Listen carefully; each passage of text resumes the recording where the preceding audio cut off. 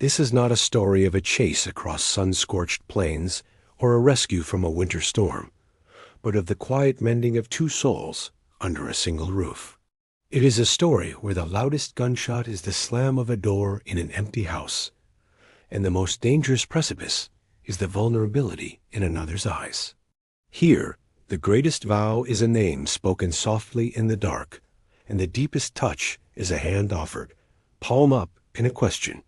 It is about the slow, careful discovery that a home is not a place you build, but a person you choose to stand with when the world tries to tear you apart. The day began for Elias Thorne as all the others did, in silence. Long before the sun bled purple over the eastern plains, he was awake.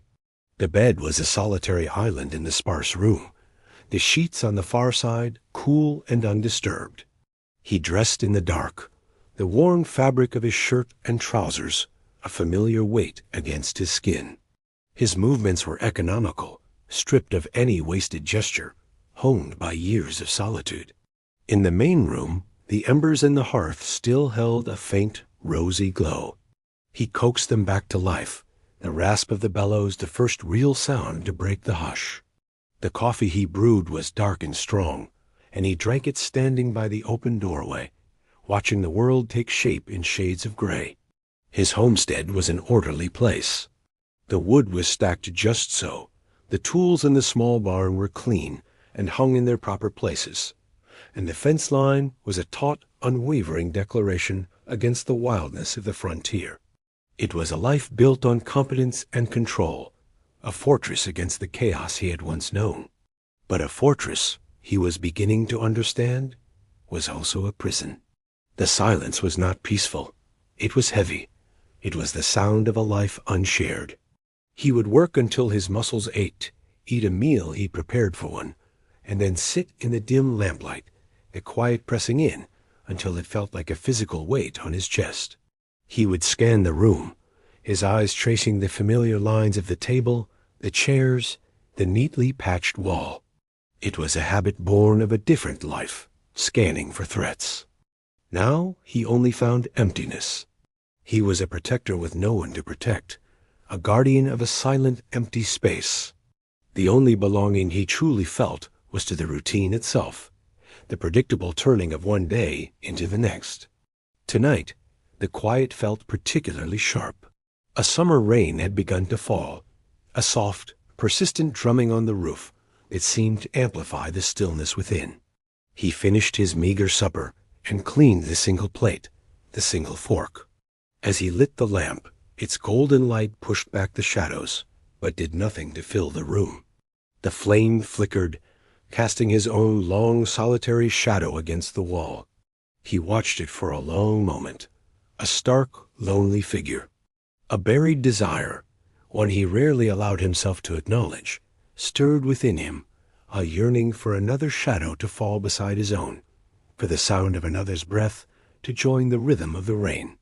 It was a foolish, dangerous thought, and he pushed it down, as he always did. Belonging was not for him. His purpose was to be steady, to be honorable, and to be alone. He checked the latch on the door, a habit, and turned toward his empty room. The bed, made for one, was waiting. The rain whispered against the glass, a lonely sound for a lonely man. Clara Reed stepped off the stagecoach into the muddy street of dusty redemption, her back straight, her chin held high. She clutched the handle of her worn carpet-bag, the only thing in the world that was truly hers. She was a survivor, and survivors knew how to stand as if they owned the ground beneath their feet, even when all they owned was the breath in their lungs.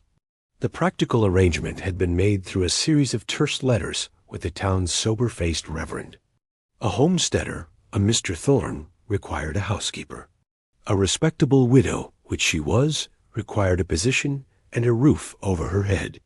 For the sake of propriety in such a remote place, the arrangement would be one of a marriage of convenience, in name only. A piece of paper to satisfy the town gossips and grant her a measure of protection. Respectability was a shield, and she would wield it as she had all her other weapons, with quiet, determined courage. The Reverend led her to the homestead at the edge of town. It was a small, sturdy-looking house, as stoic and unadorned as the man who stood on the porch, waiting. Elias Thorne was tall and broad, his stillness more intimidating than any overt threat. His eyes, the color of a stormy sky, assessed her in a single sweeping glance that missed nothing. He did not smile. He simply nodded. "Ma'am," he said, his voice a low rumble. "Reverend." He took her bag from her hand, his fingers brushing hers for a fleeting second. The touch was brief, impersonal, yet a strange jolt went through her. It was the first touch from a man in a very long time that hadn't been coercive or entitled. It was just practical. The house was clean, orderly, and profoundly empty. It smelled of wood smoke, coffee, and solitude. Her room was small, containing a narrow bed, a washstand, and a single window. It was more than she'd had in months. "The boundaries are these," he stated, his voice even and devoid of emotion, as he stood in the doorway, never crossing the threshold. "This room is yours. You do not enter mine. I will not enter yours. You have the run of the house for your duties. Meals are at sunrise and sunset. I am a quiet man. I expect a quiet house." Clara met his gaze directly, her own resolve hardening into a shield. She would not be cowed. "I require one more boundary, Mr. Thorne." His eyes narrowed slightly, a flicker of surprise in their gray depths. "You will not touch me without my permission." The silence that followed was heavy, thick with unspoken histories. She expected resistance, a scoff, a challenge. Instead, he gave a slow, deliberate nod. "That is an honorable rule," he said, his voice softer than before. "It will be respected." And with that, he turned and left, the sound of his boots receding down the hall. Clara let out a breath she hadn't realized she was holding. She walked to the small window, looking out at the vast, lonely expanse of land. The arrangement was made. Proximity was forced. She was safe, for now, but she was under the roof of a stranger, a silent, watchful man whose presence filled every corner of the house, even when he was out of sight. She had survived so much to get here. Now, she had to survive this quiet, this stillness, this man. She had her dignity, her agency, and a locked door. It would have to be enough. The first week was a careful dance of avoidance. Elias rose before her, gone by the time she entered the main room. He left a pot of coffee on the hearth, a silent offering she did not know how to interpret. Was it a kindness, or simply part of his unyielding routine? She cleaned the silent house, the dust motes dancing in the shafts of sunlight, the only lively things within its walls. She learned the geography of his life through the objects he left behind: a well-oiled rifle leaning by the door, a worn book with a cracked spine on the mantelpiece, a stack of neatly folded maps on his desk. Each item spoke of competence and a life lived alone. She mended. It was what she did. She had mended her own heart, her own life, time and again. Mending his things felt like a natural extension of her existence. She found one of his work shirts draped over a chair, a long tear in the sleeve where it had caught on a nail or a branch. It was a simple, sturdy garment, smelling faintly of sawdust and the outdoors. Without asking, she took it to her room. In the evening, by the light of her own small lamp, she stitched the tear with neat, even stitches, her needle a tiny silver fish swimming through the coarse blue fabric. The act was intimate in a way she hadn't anticipated. Her hands were on something that touched his skin daily. The thread was a physical bridge between them, a small, quiet repair. The next morning, she left the folded shirt on the kitchen table where he would see it. She did not wait for his reaction, retreating to the background as he entered the room for his morning coffee. From the corner of her eye, she saw him stop. He picked up the shirt, his large, calloused thumb tracing the line of her stitches. He said nothing. But when he left the house, he was wearing it. That evening, he returned from his work, and set a small burlap sack on the table. "For your sewing," he said, his voice rough. Inside was a collection of fine needles, several spools of colored thread, and a silver thimble. It was not a thank you. A thank you would have been an admission of need, a crack in his stoic facade. This was a trade, a practical exchange. Her mending for his provisions. It was a transaction she understood, a language of service they could both speak without risking the treacherous terrain of emotion. But as she held the cool metal of the thimble in her palm, she felt a flicker of something else. Trust. It was a tiny, fragile seed planted in the barren ground of their arrangement. The guardedness between them began to shift, not into warmth, but into a less tense silence. He started laving a second cup by the coffee pot. She started baking bread, the warm, yeasty scent filling the house and momentarily chasing away the ghost of loneliness. They still rarely spoke, but they began to communicate in a language of quiet gestures, of shared domestic tasks. Pouring the warmer tea, leaving the better piece of bread, setting a boundary, and seeing it respected. The longing that Clara had buried deep within her began to stir, a quiet, yearning hum beneath the surface of her carefully constructed composure. Clara learned the rhythms of the man as one learns the seasons. She knew the precise moment his boots would hit the porch in the evening, the way he paused in the doorway to scan the room before entering, the quiet sigh he let out when he believed himself to be alone. He was a creature of habit, of control, and she found a strange comfort in his predictability. It made him feel safe. Her own courage began to bloom in that safety. She had her agency, and she began to use it to gently reshape the space around them. One afternoon, she found him struggling with the clasp of a leather satchel, his large fingers clumsy with the fine work. "May I?" she asked, her voice soft but clear. He froze, his head snapping up. His gaze fell to her outstretched hands, then back to her face. It was a test, a boundary she was initiating. He hesitated for a long second, his jaw tight. Then he gave a curt nod and handed her the satchel. She took it, their fingers brushing. This time, the touch was intentional, a question asked and answered. She worked the stubborn clasp free with practiced ease. "It needs a little oil," she said simply, handing it back. "Thank you," he murmured, the words sounding rusty from disuse. It was a small moment, but it shifted the foundation of their arrangement. It was the first time she had offered help, and the first time he had accepted it. A few days later, she found him at the table, squinting at a page of finely printed text in a ledger book.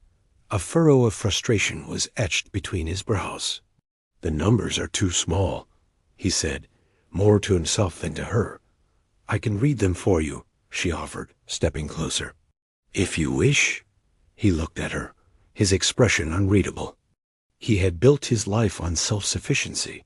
To admit he needed help with his own eyes felt like a profound vulnerability. But he looked at the blur of the page, then at her calm, waiting face. He pushed the ledger towards her. "Please." She pulled a chair to the table, the scrape of the wood loud in the quiet room. She sat not beside him, but across, maintaining a respectful distance. She read the columns of figures aloud, her voice a steady, calming presence in the room. He listened, his pen scratching as he made notes. They were working together, a team. When she finished, she looked up to find him watching her, his gaze intense. "You have good eyes," he said. "And you have a strong back," she replied, a hint of a smile touching her lips for the first time in his presence. "We each have our uses." The smile faded as she saw the seriousness in his eyes. He reached a hand across the table, not to touch her, but laying it palm up on the wood between them. An offering, a question. "Clara," he said, speaking her name for the first time. It sounded different in his low voice, solid and real. She looked at his hand. It was large, calloused, scarred from work and from a life she couldn't imagine. But it was still. It was not grasping, not demanding. It was waiting. After a long moment, she reached out and placed her own hand lightly on top of his. "Elias," she answered. His name was a vow in return. His fingers curled slightly, a gentle pressure that was not a grip, but an acknowledgement. A current passed between them, a silent understanding that transcended their practical arrangement. It was the beginning of a new chapter, one not written in letters or ledgers, but in the careful, consensual language of touch. The summer heat gave way to a week of relentless, chilling rain. The sky was a bruised purple, and the world outside the windows was a wash of gray.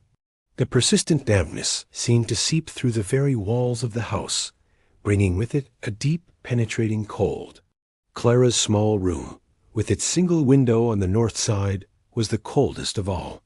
Despite the extra blanket Elias had left for her outside her door, a silent gesture she had acknowledged with a quiet nod, a miserable chill had settled deep into her bones.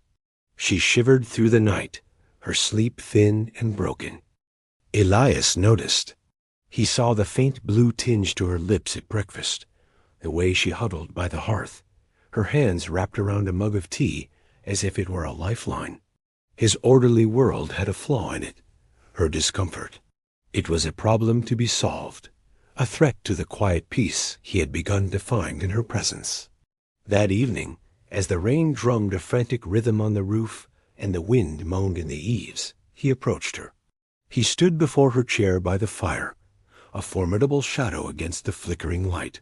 "You are cold," he stated. It was not a question. "The dampness is persistent," she agreed, her voice carefully neutral. He took a breath, the words seeming to cost him a great effort. "My room is the warmest in the house. The hearth wall holds the heat." He paused, his gaze fixed on the fire. "There is a cot. I can set it up, or ... You can take the bed.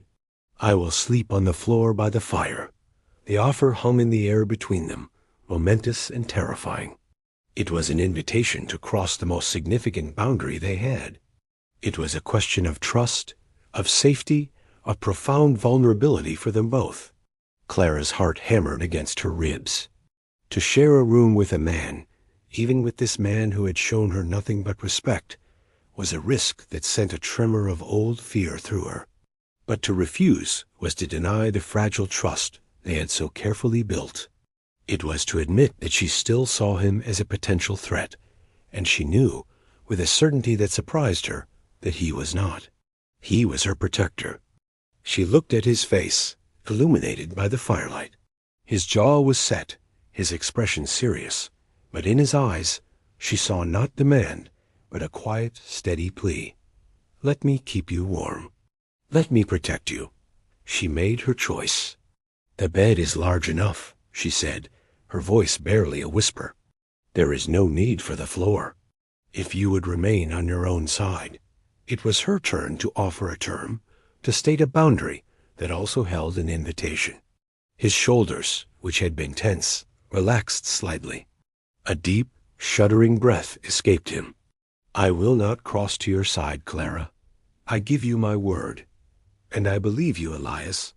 Later, the house was dark and silent, but for the storm outside.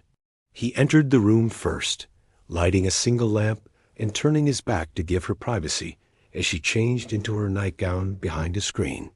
He had already laid out his bedroll on his side of the mattress, a clear, physical demarcation of the space. When she was in bed, her back to the center, he blew out the lamp and lay down on his side, the mattress dipping with his weight. The space between them felt both as wide as an ocean and as narrow as a breath. He was a solid, warm presence in the dark, a human wall against the cold and the storm. "Clara?" he said, his voice a low murmur. "Yes? Are you warm enough?" "Yes, Elias," she whispered back. "I am warm," and she was. For the first time in a very long time, she felt not just warm, but safe. It was a mutual, explicitly consensual choice that had deepened their closeness, a quiet vow to remain, spoken not in words, but in the shared warmth of a stormy night. The morning after the storm broke clear and bright, but the atmosphere inside the small house had irrevocably changed. A new, delicate intimacy lingered in the air, as fragile as a spider's web. They moved around each other with a heightened awareness, the memory of their shared warmth a silent current between them. When he handed her the coffee pot, his fingers brushed hers, and this time neither of them pulled away immediately. It was a small, lingering touch that spoke volumes. Elias watched her as she moved about the kitchen, a small, unguarded smile touching his lips as she hummed a tuneless song, a sound of contentment he'd never heard from her before. The sight of it, that small, genuine curve of her mouth, struck him with the force of a physical blow. It was a glimpse of the woman she was beneath the layers of survival, and it made his chest ache with a feeling he couldn't name. It was that afternoon that Mr. Davies chose to call. He rode up on a fine, preening horse, his suit too neat for the dusty town, his smile too wide. He was a land speculator from back east, known for his smooth talk and his predatory instincts. Elias saw him coming from the barn, and his body went rigid. He walked to the house, his stride long and purposeful, arriving on the porch just as Davies was about to knock. "Thorne," Davies said, his smile not quite reaching his eyes. "I heard you'd taken on some help." His gaze slid past Elias to where Clara stood in the doorway, wiping her hands on her apron. "Mrs. Reed, a pleasure. We haven't been formally introduced." "There's no need for one," Elias said, his voice flat. He positioned himself slightly in front of Clara, a subtle but unmistakable barrier. Davies's eyes glinted with amusement and challenge. "Nonsense. A beautiful widow in a town like this is a rare flower. It's only right that the community makes her feel welcome." He directed his next words entirely to Clara, ignoring Elias completely. "I trust you're being well cared for out here? It's a lonely place for a woman of your delicacy." Clara stepped forward, her chin high. "Mr. Thorne has been a perfect gentleman. I am quite well, thank you." Her voice was polite but cool, a clear dismissal. Davies, however, was not so easily deterred. Of course, but a business arrangement is one thing. A woman needs companionship, protection. I have a handsome property in town. You would be far more comfortable there." The insinuation was clear, his words coating her in a layer of slime. Elias's hand twitched, his instinct to physically remove the man a roaring fire in his gut. But he looked at Clara. He saw the proud, defiant set of her jaw, the fire in her eyes. This was her battle to fight. His role was to be her shield, not her sword. He remained silent, his presence a solid, unmoving statement of support. "My comfort is not your concern, Mr. Davies," Clara said, her voice cutting, "and I have all the protection I require. Good day." She turned and went back inside, closing the door with a quiet finality that was more powerful than any slam. Elias turned his gaze back to Davies, his eyes as cold as river stones. "You heard the lady. You're not welcome here." Davies's smile finally vanished, replaced by a sneer. "You won't have her forever, Thorne. A piece of paper doesn't make a man. She'll soon realize she needs more than a silent brute to look after her." He mounted his horse and rode away, leaving a trail of dust and ill will. Elias stood on the porch for a long time before going inside. He found Clara standing by the window, her arms wrapped around herself. The encounter had left its mark. The fragile peace of their morning had been shattered. The air in the house was thick with the unspoken tension of Davies's visit. The social pressure he represented was a more insidious threat than a drawn gun. He sought to isolate Clara, to define her by her widowhood and her supposed fragility, to undermine the quiet partnership she and Elias were building. That evening, the silence at the dinner table was not comfortable, but strained. The memory of Davies's oily smile and possessive words hung between them. Elias knew he had to break it, but the words were lodged in his throat. It was Clara who spoke first, her gaze direct and unwavering across the small table. "He will be back." "I know," Elias said, his voice a low growl. "He will not get past the porch. It's not your fists he's afraid of, Elias. It's what he represents. Men like him believe they have the right to claim things, people." Her voice trembled on the last word, and a shadow of a past she never spoke of flickered in her eyes. Elias put down his fork. He leaned forward, his hands clasped on the table. "He will not claim you," he said, his voice laced with a fierce, protective energy. "This is your home. You are safe here." The simple vow, spoken in the warm lamplight, seemed to unlock something in her. She looked at him, truly looked at him, and saw past the stoic protector to the honorable man beneath. "Why?" she asked, the question soft but piercing. "Why do you care?" He flinched, as if the question had struck a nerve. He looked away, toward the dark window, his own ghosts reflected in the glass. "I had a sister once," he said, the words rough, pulled from a place of deep pain. "She was gentle like you. I was supposed to protect her. I was young. I failed." The confession, stark and unadorned, filled the space between them. It was a piece of his history, a key to understanding the silent burdens he carried. He was not just protecting Clara, he was atoning. He was trying to get it right this time. "I was married before," Clara confessed in turn, her own voice dropping to a near whisper. "He was not a good man. He was a man like Davies. All smiles in public and a cage in private. He believed that a marriage certificate was a bill of sale. I am a widow, yes, but I am a survivor first." Their backstories, revealed in the quiet intimacy of the kitchen, were not pleas for pity, but statements of fact. They were the jagged pieces that explained their scars, their boundaries, their deep-seated need for safety and honor. He was a protector haunted by failure. She was a survivor who had fought for her autonomy. In that moment, the practical arrangement between them fell away, burned to ash by the heat of their shared vulnerability. They were no longer just a homesteader and his housekeeper. They were two lonely, wounded people who had found a strange, unexpected solace in each other's presence. He looked back at her, his eyes dark with an emotion she was beginning to recognize as a fierce, tender devotion. "I will not fail you, Clara."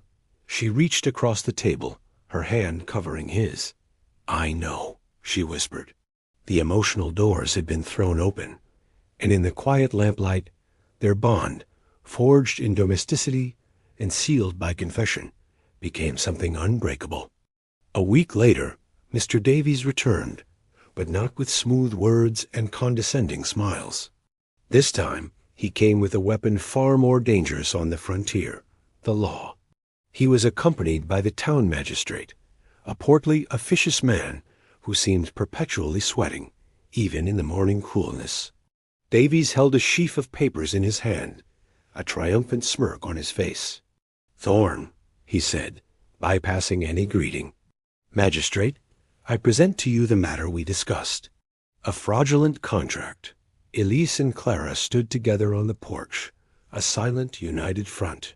"There is no fraud," Elias stated, his voice calm and steady, though a cold knot of dread was tightening in his stomach. "Our marriage is legal. A marriage of convenience," Davies scoffed. "A sham to allow you to employ this woman in an inappropriate manner, far from the town's moral oversight. It has no legal standing." He brandished the papers. "Furthermore, her late husband owed me a significant sum, a debt I am now prepared to forgive. If Mrs. Reed agrees to come under my protection, I will see she is cared for, her debt settled, and her reputation restored. It was a trap, elegant and cruel.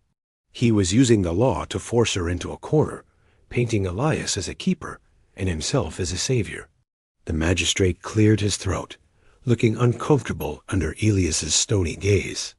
"Mr. Thorne, the arrangement is irregular. Mr. Davies makes a compelling case. A woman alone. Her debts ...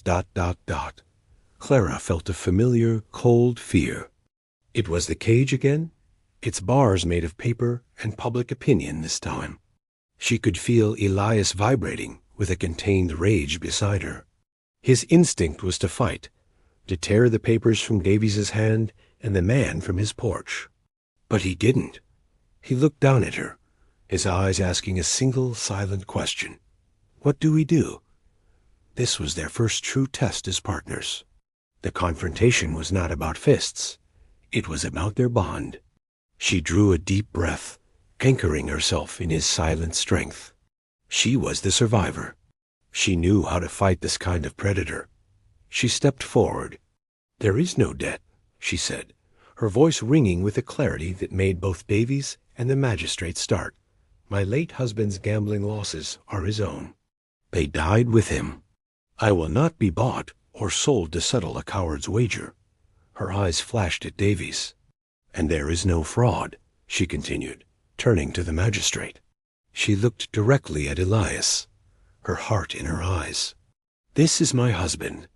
Then she looked back at the magistrate. "And this is my home. I chose it. I choose him. There is no coercion here, except from the man who stands beside you."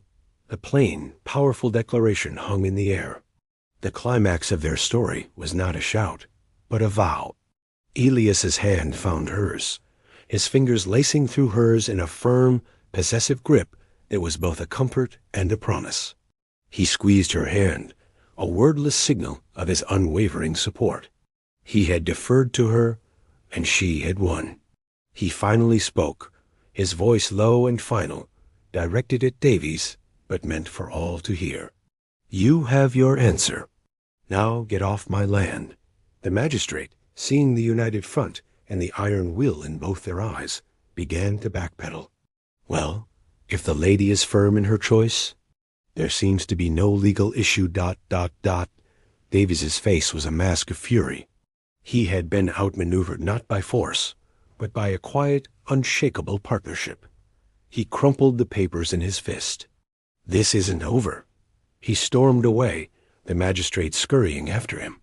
Elias and Clara remained on the porch, their hands still tightly clasped, watching until they were gone. They had chosen each other, not with a grand romantic speech, but with quiet dignity and a bond forged in the crucible of their shared home.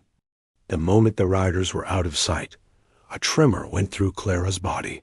The adrenaline that had sustained her through the confrontation drained away, leaving her weak and shaken. Her knuckles were white, where she gripped the porch railing for support.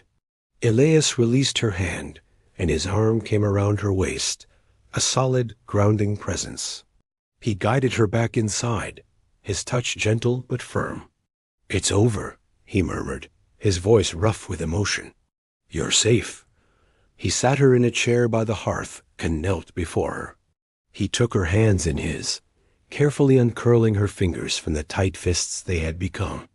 He saw it then, an angry red line on her palm, and a small, sharp splinter of wood from the railing she had gripped so fiercely.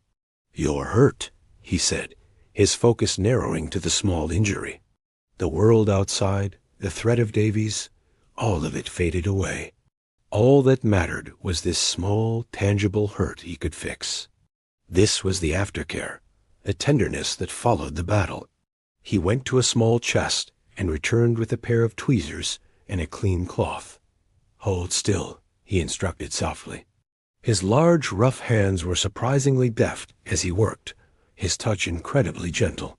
He held her wrist to steady her hand, his thumb resting on her pulse point, feeling the frantic beat begin to slow under his calm administration.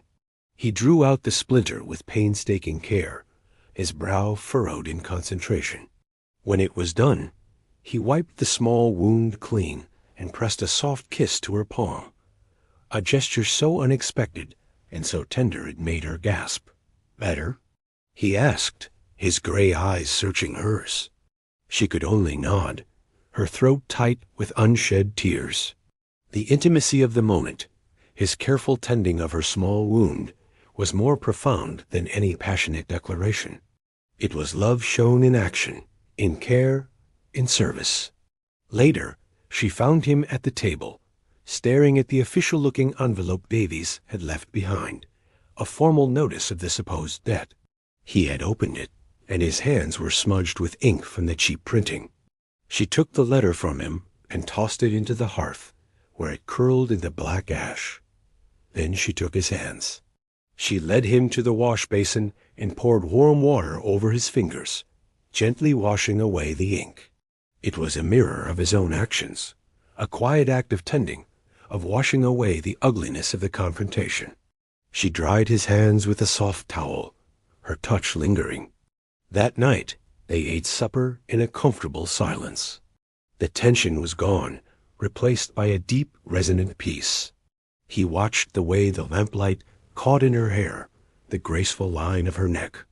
She watched the way he ate, the quiet efficiency of his movements, the strength in his hands. He pushed the last piece of bread toward her. She broke it in two and gave him half. In the kitchen's soft glow, they were feeding each other, replenishing the strength they had given in their shared fight. It was a wordless promise of a new beginning, a testament to a partnership proven and affirmed. The days that followed the confrontation with Davies settled into a new rhythm. The house was the same, the chores were the same, but the space between Elias and Clara had changed. It was no longer filled with caution and unspoken questions, but with a quiet, confident intimacy. The silence was no longer a sign of loneliness, but of a deep, shared understanding. One morning, Elias found her in the small patch of land behind the house, her brow furrowed as she looked at the hard, untilled soil. "What are you thinking?" he asked, coming to stand beside her. "I'm thinking this would be a good place for a garden," she said, a hopeful light in her eyes. "For vegetables next spring. Maybe some flowers." It was a statement about the future, a declaration of her intent to stay, to put down roots in this place with him. She was not just passing through, she was building a life. Elias looked from her determined face to the stubborn patch of earth. "The soil is hard," he said. "It will need a lot of work." "I'm not afraid of work," she replied, meeting his gaze.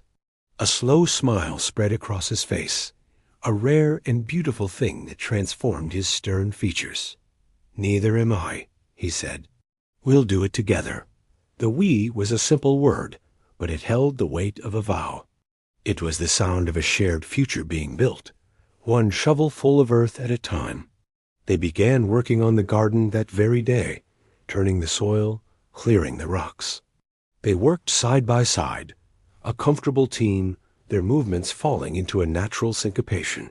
Later that week, Elias sat on the porch in the evening, a block of soft pine in his hands. He was carving, his knife moving with a slow, deliberate grace. Clara watched him from the doorway, the setting sun casting long shadows across the yard.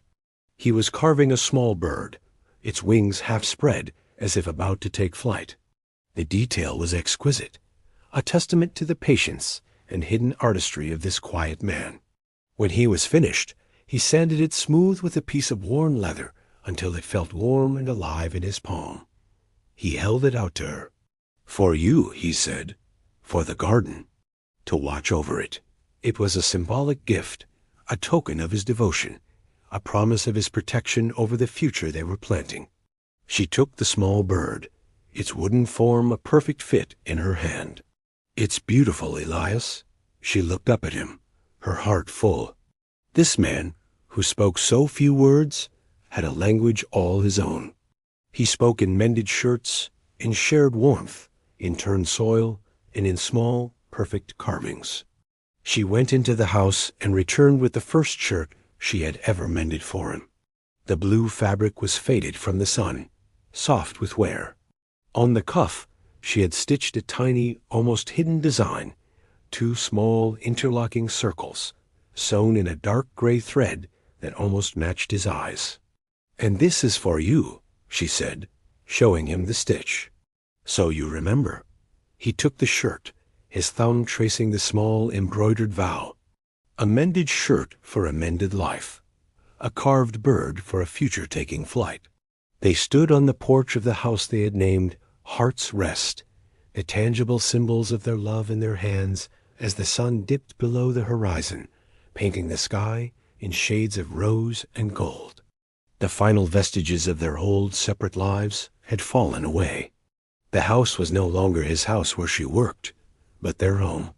The evening quiet was no longer the sound of loneliness, but the peaceful hum of a shared life. The bed was no longer divided by an invisible line and a bedroll, but was a shared space of warmth and trust. One evening, as a gentle summer rain whispered against the roof, echoing the storm on the night she had first shared his room, Elias watched Clara as she sat by the fire, reading. The lamplight softened the proud lines of her face, revealing a contentment that had not been there when she first arrived. He thought of the man he had been, a solitary fortress of routine and silence. She had breached his walls not with force, but with quiet courage and unwavering honor. She had taught him the language of gentle touch, of shared burdens, of a name spoken softly in the dark. He crossed the room and knelt before her chair. She looked up from her book, a questioning smile on her lips. He took her hand, the one with the faint, silvery scar on the palm where he had removed the splinter, and brought it to his lips. "Clara," he began, his voice low and serious. "The paper we signed, the one the magistrate called a convenience. It was never that for me. Not from the moment I saw you." She placed her free hand on his cheek, her touch feather-light. "Nor for me, Elias. I want to make you a vow," he said, his gaze intense, holding hers. "Not for the town or for the law, but for us. Here, I will keep you warm. I will keep you safe. I will be your partner in all things. One choose you, Clara, every day."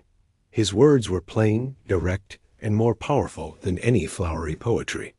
They were vows in plain speech, a promise forged in the truth of their shared experience. Tears welled in her eyes, not of sorrow, but of a profound and overwhelming joy. She had fought for safety with dignity, for a love that honored her autonomy. And here he was, offering it all, freely and with his whole heart. "You are my home, Elias Thorne," she whispered, her voice thick with emotion. "And I choose you." He rose, drawing her up from the chair and into his arms. He held her close, his forehead resting against hers, their breaths mingling in the quiet space between them. It was not a passionate, desperate clinch, but a deep, resonant coming together of two souls who had found their harbor. He had started as her protector, a stoic guardian against the world. But he had become her partner, the man who stood with her, not in front of her. She had arrived as a survivor, resilient and proud. But she had become the heart of their home, the woman who had taught a silent man how to speak the language of love. The rain pattered softly on the roof of Heart's Rest, a gentle rhythm for the quiet, unshakable promise of their shared future. They had found their family, not in blood, but in choice, and it was sealed with the simplest and most powerful vow of all, the quiet certainty of belonging.